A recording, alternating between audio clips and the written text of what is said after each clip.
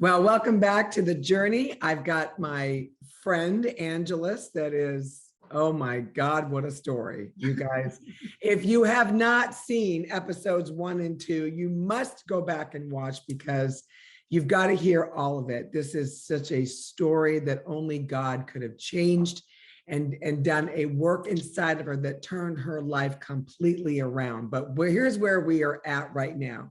Angelus had she was a church-going girl, got into a bad church. She got married to someone. She had a baby. The baby was taken away from her. She lost custody of the baby. You were in jail. You were running drugs. You were a meth addict. You were a pot smoker. You were an alcoholic. You lived with your brother and his wife was the one that you were running drugs with. You were also being kept by men that had a lot of money, but no sex. Yes.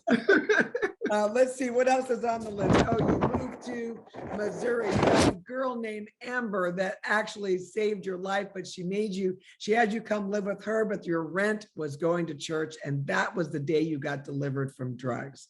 Yeah. Okay, I cannot breathe. Right. The baby's name is Kiara, and now. And the crazy thing is, all of that stuff, like a lot of that stuff, took place in like 3 to 4 years, and it felt like I lived like 30 years worth of stuff in just a small time frame. Yeah, well, you know what? When you're in that lifestyle, it's like everything is a struggle and hard. Yeah. See, because think about it, I have like the most amazing life. It's going by so fast. It's like, wait, we're in 22. Like, how did that happen? Yeah. You have such an abundant, wonderful life. You're doing so many awesome things. But man, when you're in that struggle and everything is hard and down and depressed and dark and all of that, it's like takes a lifetime, you know? True. Anyway, so all right, here we are now. You are where are we at now as far as your now Kyle, my ex's new wife, they're trying to get it to where she adopts Kiara. Right. Okay. They've been married for maybe, I don't know, 6 months or so at this time and everything. And I'd been able to see her a little bit, but Kyle's not abiding by the rules the judge told him of me getting to see her like on, I think it's every other month or every other weekend or something like that. My dad's place, he doesn't show up a lot of times. We get the police involved and they're like, Kyle, you got to show up. And he just wouldn't. And there wasn't really anybody correcting him or keeping him responsible to that. So it was really hard to see her. And when I was able to see her, it was very traumatic for her because he wouldn't he'd correct her from calling me mom. And he would like force her to like leave when she was holding on to me and just different things like that. And then my dad's wife was the spy and on the phone with him all the time, telling him exactly what I was doing. And so it was just really, I saw it affecting her so much, which was hard. And the thing is, I was real sensitive to that because when my parents divorced, they started off very friendly, and within about 24 hours or so, it went south really fast. So much so that my dad actually kicked me out of the house and told me to never come back because he thought I was on my mom's side. And then it was just, they were pulling out all of us kids and put us in the center. Even though I was an adult at the time, it affected me so much. So I can only imagine whenever a little kid is put in the center of this really bad situation, how much it could affect them, because it took me years to get over my parents' divorce and everything. And I think it really had a lot of influence in my own marriage because it was shortly after I was married, and there was just a lot of things that it really affected a lot of my life in so many ways. So my dad did not want her taken away from me completely. And so he got this attorney. The attorney said, absolutely, they cannot give her, that adoption won't go through, because there's nothing here against you that would allow it to go through. So we actually won the case where she wouldn't be adopted. And then he hit me again. He hit me with, I was paying already child support. He hit me with, I wasn't making much. I was like $10 an hour, like barely over minimum wage at that time. It was in the 90s. And so I was barely getting by myself. And he had this really good job and 2 incomes and everything. And he just kept trying to go after me, trying to find another way to like make my life harder. so that, you know, to put this wedge between Kara and I. So it got to the point where it was so bad, and her, every time I would visit would be so traumatic for her that I finally, I was like, God, what do I do? And I felt like for her, I was supposed to let her go, because it was just never, ever going to stop. It was going to be a constant fight. And I was so traumatized by my parents' divorce. I did not want that to be like for her life to go in the direction mine went because of that. And so I was like, the only way I know how to hold peace for her was to let her go. And so I called them and I said, send me the adoption papers, I'll sign them. Now, how old was she at this point? Probably about 2.5 at that point. So maybe 3. Even Probably though she was going to be adopted, would you still be able to see her? That I said, my only stipulation is don't keep her from my, I knew that Kyle would not let me see her.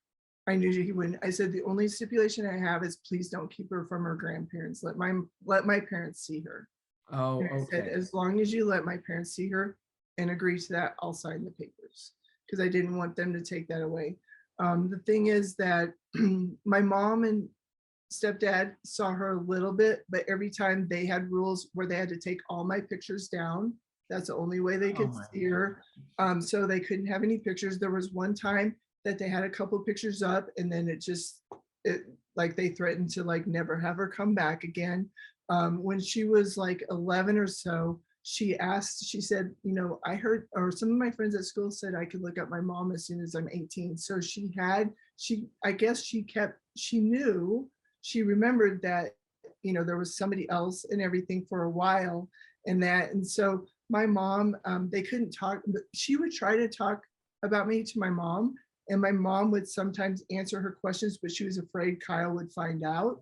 You know, just by accident, you know, Kira didn't know and innocently say something or that. And it did happen. And so it made it to where they were like, okay, then you're not going to see her if you do that ever again, type of thing. My dad was so upset by, he didn't want anything to do with Kyle so much so that he just didn't reach out to have a relationship with Kara. So he didn't try to see her or anything. And so that happened. And then in the meantime, I started going to this church in St. Louis, and I really I poured my whole life into that church. And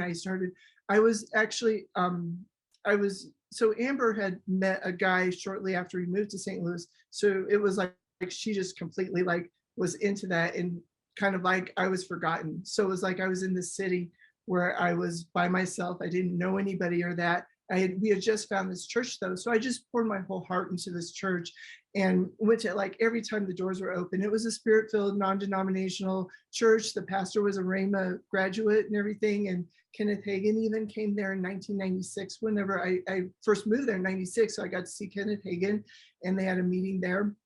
And so it was just, I found a family in that church, you know, that I'd longed for so long. And I just, you know, started just volunteering all the time and everything. And so by the year 2000, I applied to work there, and I got a job there. And I had just gone to a couple of mission trips. You know, I started going on mission trips with the church and just everything. And it just became my life. That was my social life. That was everything. And so I started working there, and it was at the very beginning of, they were going to hold this really huge event because a lot of the Rams players went there and everything. And it was around the time that the Rams were in St. Louis and they won the Super Bowl, and Kurt Warner was there and all that stuff. So it's during that time period. So I started working for the church when they were holding this really huge evangelistic event, and the football players were going to be speaking and all this stuff. So it was like about 30,000 people showed up at this event. So I was one of the coordinators that helped with it.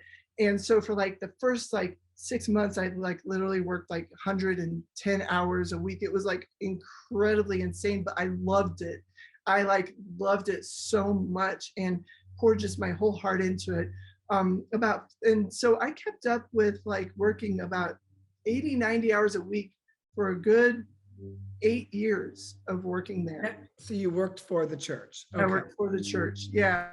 And they were just, and within the first 6 months, I got 3 promotions and ended up being the assistant for the senior pastor's wife. They were co-pastoring. So I was like getting promotions. I was like now working with the pastors, and this church would have been considered like a mega church. It was, you know, probably about 6,000 to 7,000 members in the church. So good sized church and everything. So I got to be like, those pastors became like parents to me, not just spiritual parents, but they really, you know, became adopted physical parents to me too, in a lot of ways, in their family. And I helped them with their kids. You know, I was over, they had me lead mission trips with the college career group. I was over the women's ministry. So I was over, I had a lot of different hats I wore. And then I was the assistant, personal assistant to the pastor's wife also, who co-pastored. And I just loved it. The first 5 years, I loved it. And I had like, I just had this family, and it was just amazing and everything. And I couldn't be there enough, you know, so working all those hours didn't matter to me. Then about 5 years, something switched. I'm not for sure exactly what happened, but it became a very dysfunctional church. And so I kept working there, and it was just getting a little bit harder to work there and everything. I started being asked to do things. They knew my story, as far as they didn't know about Kiara, but they knew I was delivered from drugs and, you know, a lot of that story and everything. And so their son was having issues with drugs and everything. And so they knew that I wouldn't judge him or that. And so they kind of took advantage of that in a lot of ways, where they would have me go to bars with him because he was a musician, and sit there and watch him, but he would drink. And they wanted me to make sure he didn't drive home drunk, but he would drive home drunk. I would try to take the keys from him. So I'd be working a full day worth of work. And I came out of this. I didn't want to be an enabler of it. I came out of this, but I found myself in these bars like 2 or 3 times a week, watching him and then seeing him get drunk. I would try to take the keys from him, but he'd be like, no, Angie, I'm fine. I'm fine. So he'd fight me on it. So then I would call his parents and I'd be like, listen, this guy is like, he's drunk and he's trying to drive. I don't know what to do, because I'm just a girl. And on top of it, I was going to really rough neighborhoods by myself and being out till 1 o'clock in the morning and stuff. And just, I'm like, I don't want to get back into what I just came out of, you know, and stuff. And so I didn't have like, it wasn't a temptation or anything. I just didn't want to be in that environment. And so I would be so torn, because his life was in my hands, but yet I was tied, because they would be like, oh, Taylor said he's fine, that somebody else is going to be driving him home, but I would see him in the driver's seat. So then they wouldn't believe me, but yet his life was in my hands. So there was all of this, just like, I don't know what to do. And I started, you know, I would freak out, and then he would throw a tantrum sometimes, and they'd have me come and pick him up to take him places, and he'd go buy drugs. And so I was taking him to go buy drugs. And I'm like, and I would let them know, I'm like, this is what's happening. No, Taylor said you were just taking him someplace because he needed to meet somebody to pay them some money for something, or like, they weren't believing my words. What's that? In denial too?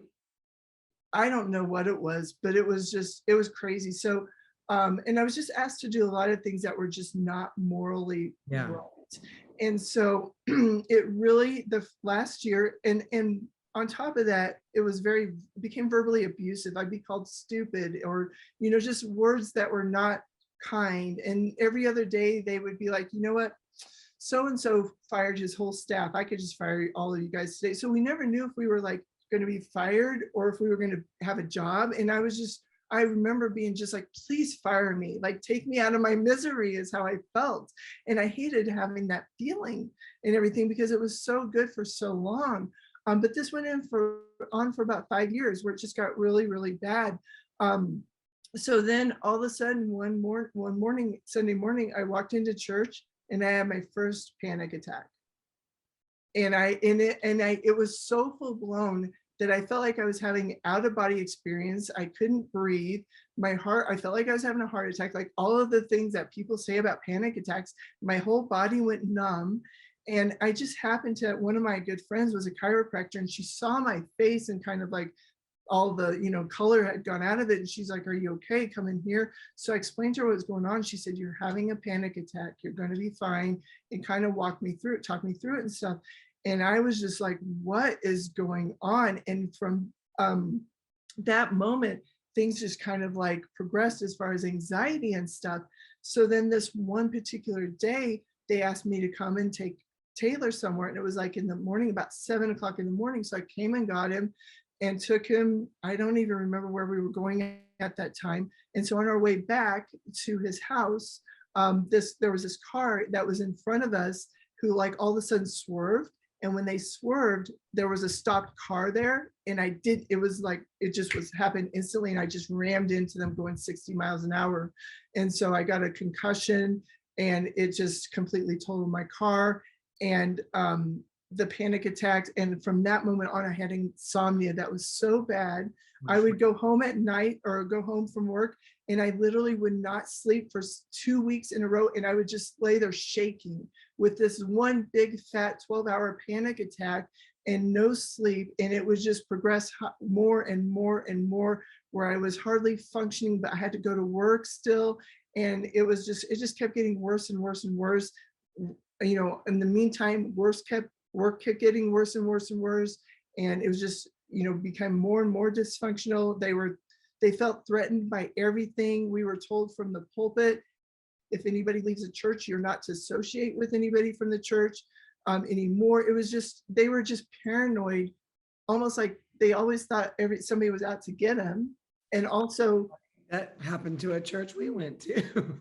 and very competitive spirit. If we like during 9/11, they had us get all these big these flags. They wanted us to get every flag, and we were having a 9/11 service, and they found out like a church down the road had more flags than we did. So we got yelled at because we didn't have enough flags. And honestly, we had too many. It was gaudy. It was horrible. So I mean, just things like that we tried. We wanted to serve them so much, and we did everything we could, but they felt like everybody was against them. It was just very odd, and it just progressed and it just got worse. So this is like something that's out of my personality or out of what I would have liked or anything to do. But all of a sudden I saw this commercial for a Michael W. Smith cruise.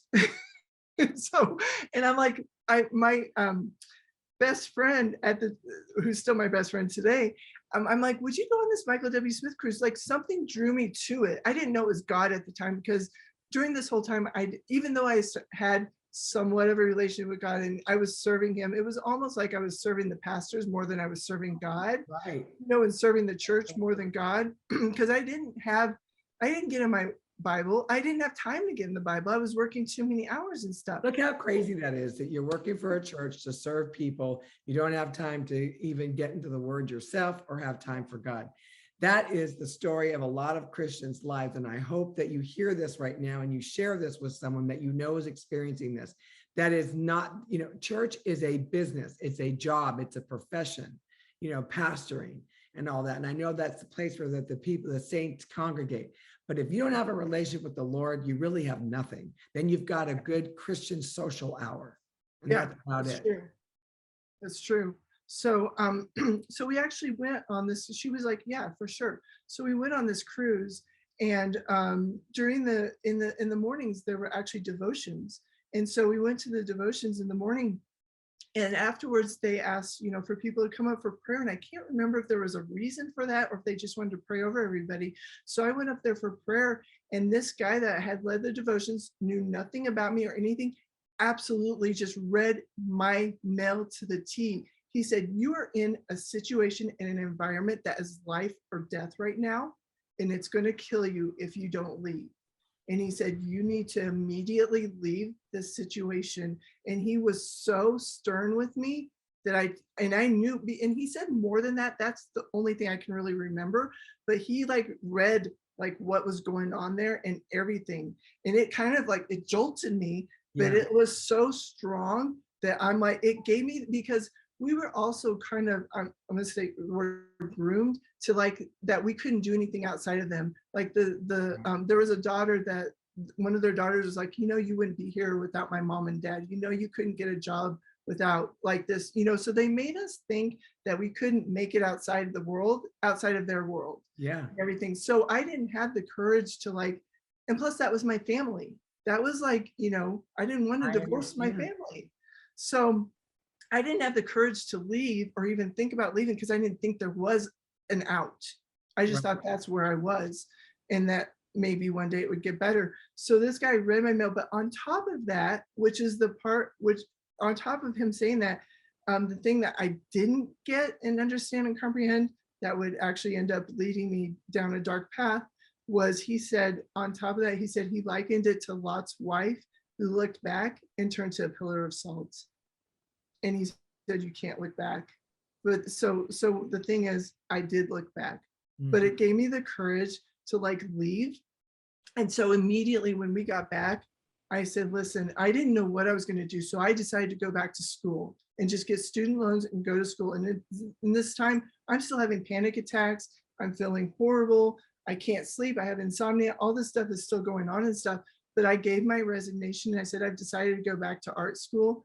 And so they didn't fight me on it or anything like that. And so within 2 weeks, I was gone.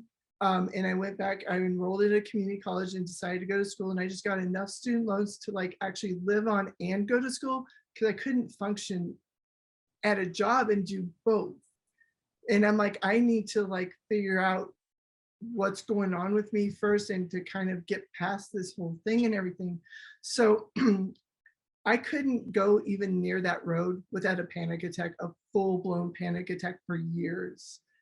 That's how bad it was. Wow. My roommate, who I actually met, you know her, Denise, I met her at the church, and that was a Holy Ghost friendship that actually, she is one of the reasons why I was still living for a long time after all of this happened. She actually, when I first moved to St. Louis and I was dealing with loneliness, I went to a prayer meeting. And at this prayer meeting, I told them, I'm like, you know, I just moved here. I'm dealing with a lot of loneliness. So they prayed with me to like have a really good tight knit group of friends. But he said, specifically, you're going to have one Holy Ghost friendship that's like a sister to you. And I was like, well, I never experienced that before. I've had friends, but never just like a best friend type of thing and stuff. So Denise, that same week, somebody prayed for her the same thing and asked if they could pray for her for a really good, strong Holy Ghost friendship. And she's like, do I not look like I have friends? I have friends, because she was Miss like personality and Miss social and stuff like that. So then that Sunday, I actually woke up and I felt like I was supposed to go to single Sunday school. And I'm like, I don't go to single Sunday schools, you know, because they're kind of like a social death trap back then. They didn't have a good stigma to them or anything. So, but I'm like, okay, I'll go. But if I don't meet somebody my own age, because I was in my 20s, in 15 minutes, I'm out of there. And so I went there. Nobody showed up for 15 minutes. So I started walking out the door and in walked Denise. And so from that moment on, we just like clicked and we've been best friends for years. So she actually helped me a lot through this and everything. So she's like, Angie, you need to go to church. And I'm like, I don't want to go to church. I can't go to church. I can't even think about going to church, or it like gives me a panic attack. So we tried. This was in 2009 that I left the church, and it ended up, this is like what I would call my second dark season.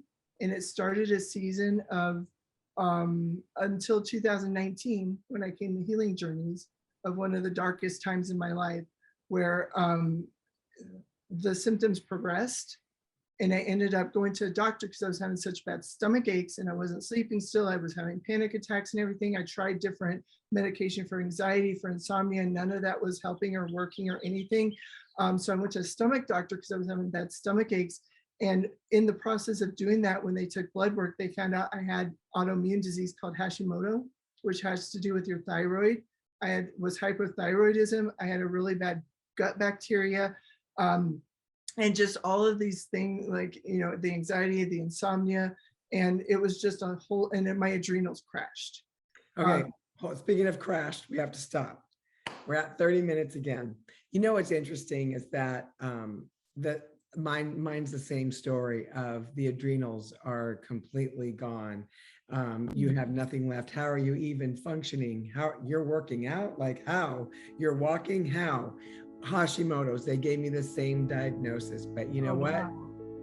I don't have any of those things. And matter of fact, when they even said I have, I'm like, no, I don't. Like, what is Hashimoto? Like, Who's Mr. Hashimoto? I know, right? Seriously. Is there a doctor named Hashimoto? That's become the idea. So the same story. But anyway, I just want you to know that, wow, we got to go to the next episode. So you guys got to watch next week, because now we're going to start picking up. We're going to see where she is now today. But thank you. Listen, there are so many people out there that are dealing with anxiety, fear, phobias, you name it, PTSD, traumatic experiences and all that. And I'm going to send you over to Dr. Well, he was a journey that I did for a couple weeks. Actually, I did 3 episodes, and one was a live episode with Dr. Kevin Chapman. It was awesome. So if you have not watched it, please go over there, because he really does break down all the panic attacks and the anxiety and what they are and how they are. Start with one thought, right, that gets in there that becomes the stronghold. So that is really going to be awesome for you to watch that. But man, Angelus, it's like, to know where you are today, it's just like, that is just such, that is, I mean, I don't even know. It's like, all I can say is thank you, Jesus, for this. Yes. Thank you, Jesus, for your life that you're leading today. Thank you for the people that he put in your life, like a Denise, like Amber, the people that are trying to pull you, into the things of God so that you would leave the other. But anyway, awesome. Okay, we got to go. I will see you guys next week on the journey, and you got to come back, because you got to find out what happened. Bye-bye.